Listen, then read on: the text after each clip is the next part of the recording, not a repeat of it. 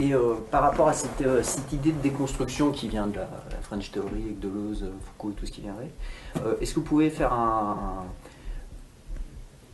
nous expliquer peut-être cette méthode de déconstruction identitaire avec cette théorie du genre, c'est-à-dire qu'on nous, on va dire, nous reformatage, on nous donne la possibilité de choisir son genre ou quoi que ce soit. Est-ce que c'est dans cette optique-là où, Oui, alors donc il y a un anthropologue là qui s'est exprimé sur la question, qui s'appelle Maurice Godelier et qui a tout avoué, hein, sans se rendre compte qu'il avouait en fait. Alors qui est Maurice Godelier? Donc c'est un ancien assistant de Lévi-Strauss, qui doit se retourner dans sa tombe. Lévi-Strauss a montré dans son œuvre, notamment les structures élémentaires de la parenté, quelles étaient les structures élémentaires de la parenté. Voilà, le titre dit tout. Godelier, donc, a bien étudié la question. C'est un vieux bonhomme, hein, maintenant, il connaît le sujet sur le bout des doigts. Et donc, quand on étudie comment en fait, la parenté et comment une société se structure, puisque toute société humaine est fondée sur une structure de parenté, une parentèle, ce qu'on appelle le complexe d'Oedipe, c'est-à-dire en fait tout le système de transmission d'une génération à l'autre selon un schéma hétéronormatif et aussi différencié au niveau des générations. Donc une fois qu'on connaît tout ça, on sait comment faire pour donc déconstruire les systèmes de parenté, donc déconstruire les sociétés. C'est en attaquant l'Oedipe.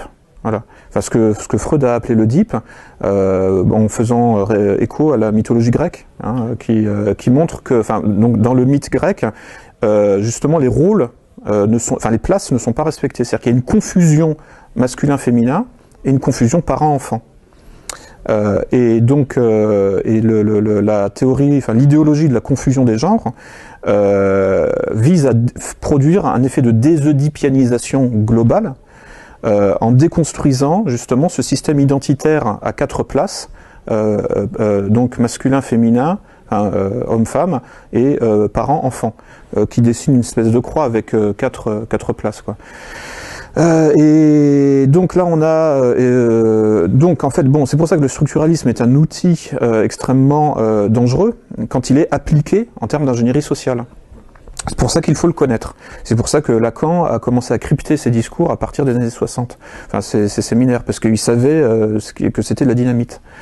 Et voilà, et aujourd'hui, donc, on voit le résultat concrètement. Ça va fabriquer, j'espère que non, mais qu'on va arrêter ça le plus vite possible. Mais si ça continue comme ça va fabriquer des générations de psychotiques. Est-ce que le modèle, ce serait pas un modèle, on va dire, mutant, voire même ce qu'on appelle modèle mutant, quoi, modèle de gens qui sont fabriquer des hommes animaux, on va même au-delà de la science-fiction, c'est-à-dire déshumaniser l'homme et passer à autre chose, quoi. Voilà, après, si tu le réponds. C'est bien ça. En fait, le but, c'est d'en finir en fait avec les identités, quelles qu'elles soient. Hein, et là, en fait, quand on attaque directement la matrice de toute identité possible, c'est-à-dire l'Oedipe, on attaque le cœur donc de l'identité humaine.